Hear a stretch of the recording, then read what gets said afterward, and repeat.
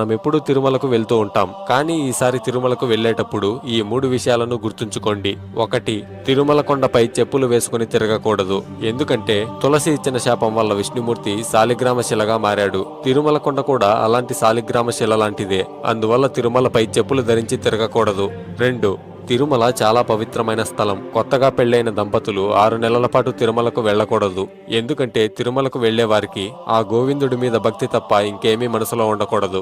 కొత్తగా పెళ్లైన దంపతులకి మనసులో కామవాంఛలు ఎక్కువగా ఉంటాయి. అందువలన కొత్తగా పెళ్లైన దంపతులు 6 నెలల పాటు తిరుమలకు వెళ్లకూడదు. ఆ వెంకటేశ్వరుడు కూడా పద్మావతి అమ్మవారిని వివాహం చేసుకున్న 6 నెలలకి తిరుమలకు వెళ్లాడు. అప్పటి వరకు వెంకటేశ్వరుడు అగస్త్య మహర్షి ఆశ్రమంలో ఉన్నాడు.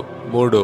ప్రతి రాత్రి బ్రహ్మతో పాటు మిగతా దేవతలందరూ స్వయంగా స్వామివారిని అభిషేకిస్తారు. అందుకోసం ఆలయాన్ని మూసే ముందు గర్భగుడిలో కొన్ని పుష్పాలని అలాగే కొంత నీటిని ఉంచుతారు. తరువాత మరుసటి రోజు ఆ నీటిలో మరికొంత నీటిని